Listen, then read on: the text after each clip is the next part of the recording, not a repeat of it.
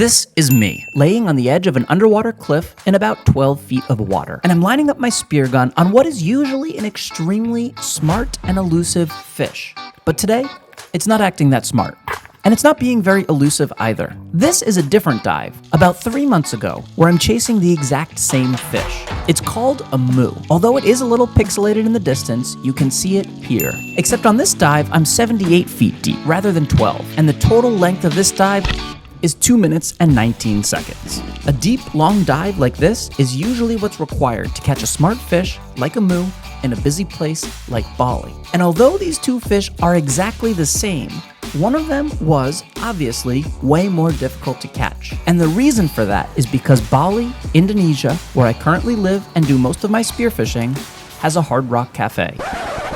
You might think of Bali as a beautiful tropical island paradise, full of culture, waterfalls, and wildlife. A perfect escape from the hustle and bustle of the Western world. But this is not the case. At least not totally. There are culturally authentic parts of Bali, but Bali is also one of the most popular tourist destinations in the entire world. And along with a booming tourist industry comes restaurants like Hard Rock, Bubba Gump Shrimp, and huge amounts of people. And although Bali once was that quintessential jungle paradise, it's now extremely populated. And along with all those people comes a lot of pressure on the local fish population. Basically, there are less fish in Bali now than there used to be because there's more people. And the fish that do live here are smart enough to be very wary of humans. And the difference between this moo I caught at 78 feet and this moo I caught at 12 feet is that this one was caught on a different island. A true jungle paradise. This island has around 400 residents, a few thousand goats and cows that wander along the beaches, 0 paved roads, and 0 hard rock cafes. And lots of fish. Speaking of which, I'm lining up on another one, in just 16 feet of water. It's a pretty good size, and again, this would never be possible to find in Bali in such shallow water. I'm not complaining. I love Bali.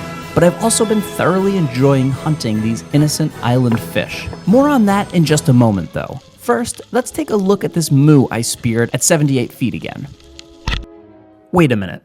Something's wrong with this picture. Not metaphorically, literally. See how pixelated this image is? That's because that clip was filmed on a GoPro rather than an Insta360. Insta360 is the sponsor of this video, but I've been using their cameras long before they've paid me any money. And that's because their low-light performance is so much better than every single other action camera available in the market today. Trust me, I've tried them all. If a better option existed, sponsored video or not, I swear to you, I would be using it. In deep water, like where I film, there's usually much less light. And when it's dark, cameras with bigger sensors always perform better than cameras with smaller sensors. And the Insta360 1R has a huge 1-inch sensor, which is why the image quality is so crisp, even in deep, dark water. This camera can shoot in up to 5.3K resolution. And if you don't want to color grade your underwater footage yourself, you can do it automatically by using the Aquavision feature in the Insta360 Studio. And Insta360 has agreed to give a free dive housing like this to anyone who purchases one of their cameras using the link below. Okay, back to the video. If you're familiar with my channel, you might also be familiar with this fish, a midnight snapper. I've spent years chasing a specific school of them that live right near my house, and so far, I've only been successful once, on this dive. It was a long, deep dive at 92 feet, and even then, I took a far shot and got kinda lucky. These fish are just too damn smart, because along with that one successful dive, I've had hundreds of unsuccessful ones.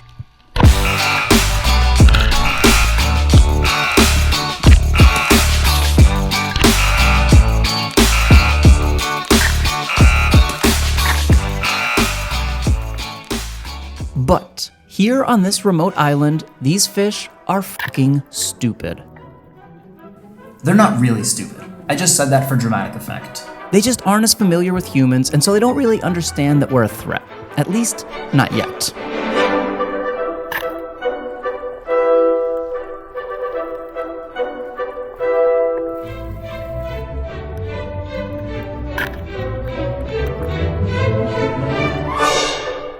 Eventually, the fish wise up and realize that we're a danger to them, and so they retreat to deeper water. But, as I mentioned, I'm used to hunting these things in deep, dark water back in Bali. And so I just followed them down and continued the carnage. This dive is around 90 feet deep. I just spooked the fish with my gun. That's not good. That means that I need to wait another 15 or 20 seconds before they come back in for another closer look, which they eventually do. 2 minutes and 15 seconds will pass by before I return to the surface to breathe.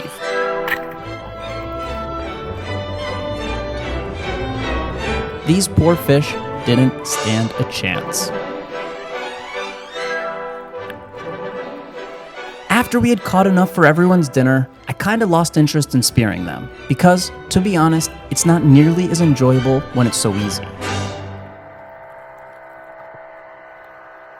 As you can imagine, we enjoyed tons of sushi and grilled fish while staying on the island. Nothing in the entire world is quite as satisfying as catching your own food and cooking it over a bonfire on the beach. Except for maybe a nice bacon cheeseburger from Hard Rock, because those things are fucking amazing.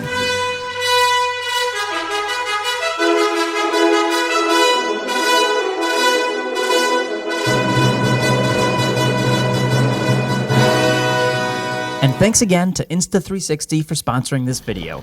The 1R series camera will have a 15% discount for a limited time only if you purchase from the link below. And you'll get a free selfie stick along with a free dive case for the 1-inch mod.